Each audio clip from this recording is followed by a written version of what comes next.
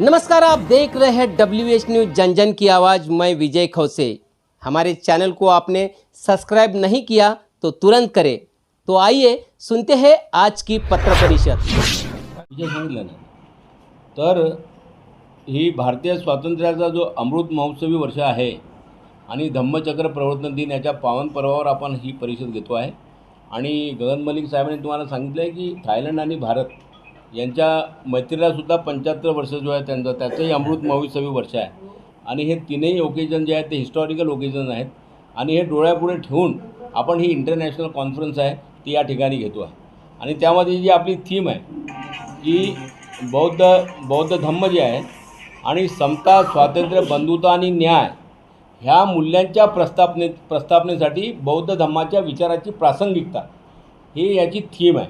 कारण भारतीय स्वातंत्र्याच्या अमृतवी वर्षामध्ये आपण स्वातंत्र्य दिन देशामध्ये साजरा करतो. मग भारतीय राज्यघटनेच्या प्रियम्बलमध्ये असणारं समता, स्वातंत्र्य, बंधुता, न्याय हे जे मूल्य आहे, मूल्य प्रस्थापित झालं आहे की नाही, आणि हे मूल्य जर या देशामध्ये प्रस्थापित करायचं असेल तर बौद्ध धम्माच्या विचाराची किती आवश्यकता आहे, त्याची किती प्रासंगिकता आहे, या दृष्टिकोनातून या कॉन्फरन्समध्ये हे सगळे वक्ते जे आहेत ते आपले विचार या ठिकाणी मांडणार आहेत.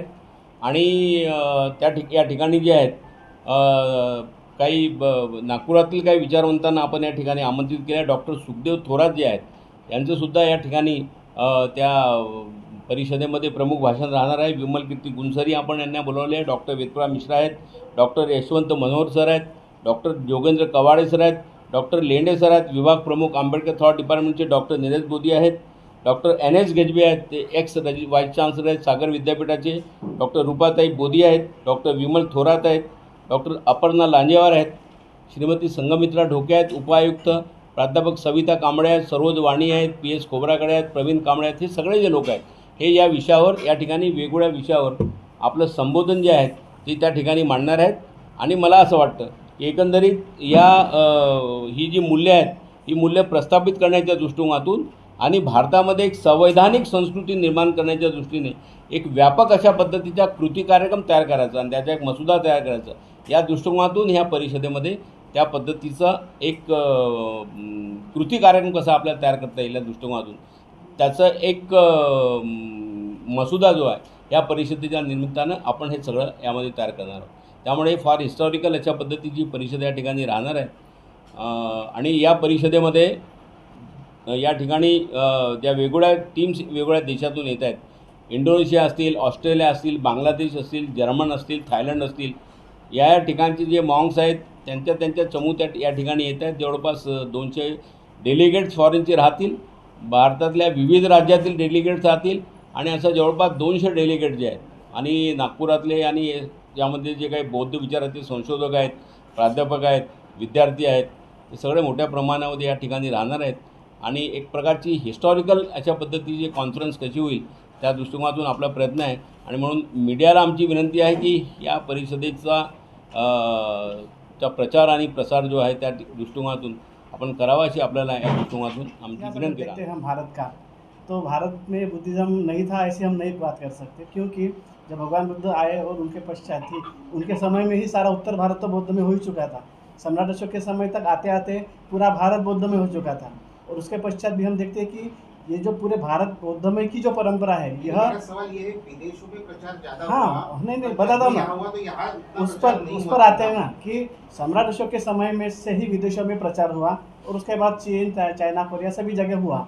लेकिन 10वीं शताब्दी तक आते आते भारत में जब बख्तियार खिलजी आए या मोहम्मद बिन कासिम या जो आक्रमणकारी आए जिन्होंने यहाँ की यूनिवर्सिटीज़ को नष्ट किया, मतलब नालंदा नष्ट हुई, विक्रमशिला, औदंतपुरी, वल्लभी, सारी यूनिवर्सिटीज नष्ट हुई, ये हमको पता है. तो यहाँ के जो प्रचारक है, जो बौद्ध भिक्षु थे, वो भी एक तो मार दिए गए या कहीं बाहर चले गए. तो इस कारण यहाँ जो प्रचारकों का अभाव था, इस कारण धीरे धीरे नामशेष हो गया धम्म. और हम देखते कि यहाँ पर अंग्रेज़ों का, पोर्तुगीज, वो सारे लोग आए, उन्होंने राज्य किया, इस कारण भी नामशेष हो गया. उसको राइज अप करने के लिए बाबा साहब ने प्रयास किया. उसके पहले अनागारी धम्म मित्र है या बाबा साहब है, तो बाबा साहब ने इसको उत्क्रांत किया. अभी हमारा दायित्व है कि इसको आगे बढ़ाएं. तो इसीलिए 14 अक्टूबर 56 के बाद से शुरुआत है, क्योंकि उसके बाद में जो बीच में का जो खंड इन्होंने बताया जो बौद्ध धर्म को नामशेष किया गया. और यहाँ पर जो पुष्यमित्र शुंग का राज्य है उसने कहा कि एक बौद्ध भिक्षु के का जो लोग उसको काटेंगे उसके मुंडों को तो 100 सोने के किनारे हम लोग उसको देंगे। तो यहाँ से बौद्ध भिक्षु जो विदेश में चले गए उन्होंने प्रचार किया बौद्ध धर्म का। आप अपने भारत देश के किनारे में लगे हो सारे जो भी अपने वाले नेबर राज्य देखो तो वहाँ देश देखो तो वहाँ सब बुद्धिज्म का प्रचार हुआ है। तो इसलिए बाबा साहब ने कहा कि ये देश जो है ये बौद्ध धर्मीय देश, या अशोक काल में तो पूरा देश बौद्ध में हुआ। बौद्ध राष्ट्र बन सकता है। यस, तो नहीं बौद्ध राष्ट्र की संकल्पना तो इंडियन कॉन्स्टिट्यूशन में दी है, अपना प्रीएम्बल आप देखो तो समता, स्वातंत्र्य, बंधुता, न्याय, ये जो जीवन मूल्य दिया है इंडियन कॉन्स्टिट्यूशन के अंदर वो तो बुद्धिज्म का ही बेस है। लेकिन 1950 में बाबा साहब अम्बेडकर राज्य घटना देते हैं, लेकिन जब उन्होंने देखा कि कानून के आधार पर लोगों का परिवर्तन नहीं होता, ये रिलीजन ऐसा होता है जो लोगों का मन परिवर्तन करता है, मानसिक परिवर्तन करता है। इसलिए 50 को कॉन्स्टिट्यूशन देने के बाद 56 को बाबा साहब अम्बेडकर बौद्ध धर्म की दीक्षा देते। और इंडियन कॉन्स्टिट्यूशन जो है ये बौद्ध धर्म के साथ में अगर ये दोनों मिले जुले चलेंगे तो ये देश में एक बौद्ध धर्म का इस्टेब्लिशमेंट हम लोग कर सकते हैं। इसलिए बाबा साहब ने कहा कि हम भारत को बौद्धमय बनाएंगे, लेकिन वो जल्दी चल बसे। अब ये मूवमेंट जो है हमको करनी पड़ेगी। तो ये बाबा साहब के धर्मांतर के बाद से मूवमेंट स्टार्ट हुई और इसीलिए ये सारा कर रहे हैं हम लोग, जो अपना ये जो सारा प्रयास हुए इसीलिए। सर 84,000 मूर्तियों का वितरण करके देश के कोने कोने तक आप भगवान बुद्ध और धम्म का प्रसार करना चाहते हैं, लेकिन इस देश में धम्म का प्रसार करने वाले डॉक्टर बाबा साहब अम्बेडकर को दुनिया के कोने कोने में पहुंचाने के लिए अपने फाउंडेशन का क्या किस तरह की भूमिका है? देखिए, पहला जो 84,000 मूर्तियों की बात कर रहे हैं तो मेरा एक मन में है कि भारत में एटलीस्ट कोई भी एक विहार ऐसा नहीं होना चाहिए जो ये कह सके हमारे पास अच्छी मूर्ति नहीं है। इसलिए 4 तारीख को मुझे लगता है कि भारत की हिस्ट्री में इतना बड़ा कार्यक्रम बुद्ध मूर्ति वितरण का नहीं हुआ होगा जो हम करने जा रहे हैं। अगर हमने वो उसमें सक्सेसफुल हो जाते हैं वो करने में, तो वो नया एक हिस्ट्री क्रिएट भी हम करेंगे। और जब बाबा साहब की अब मूर्ति की बात कर रहे हैं जो दूसरे देशों में लेके जाने के लिए, अब बाबा साहब को धीरे धीरे जो है उनकी पहचान वर्ल्ड वाइड है, लेकिन उसे और स्ट्रॉन्ग करने के लिए उनका इंट्रोडक्शन और अच्छे तरीके से लोगों तक देना बड़ा ही इम्पॉर्टेंट है, जिसका काम हम थाईलैंड में जाके, वियतनाम में जाके, आज रात को वियतनाम से भी 30 लोगों का डेलीगेशन आ रहा है, उनको इंट्रोडक्शन देके तभी वियतनाम वालों ने कहा कि हम बाबा साहब की मूर्ति लगाएंगे। थाईलैंड में वर्बल हाँ मुझे हो चुका है कि भाई आप जब मर्जी आइए लगा दीजिए, एक लेटर मिलना है तो मैं वहाँ पर भी अनाउंसमेंट कर दूंगा। तो उस बाबा साहब के विचार, बाबा साहब की जो भी सेक्रीफाइसेस हैं, उनकी लाइफ क्या उन्होंने चेंज लाए, बुद्धिज़्म के लिए उन्होंने क्या क्या किया, ये सारी बातें जो हैं धीरे धीरे जो है जितने भी राष्ट्र में मेरी जानकारी है बुद्धिस्ट राष्ट्रों में, वहाँ धीरे धीरे जा रही है। जिसका पहला क्रम आप ट्रेलर जो है वो 12 दिसंबर को आप देख लेंगे। जितने बड़े टेम्पल में जा रहा है वो आई थिंक 100 एकड़ जितना टेम्पल है, और जो उसके हेड एबोट हैं वो one of the most famous monk हैं वियतनाम में।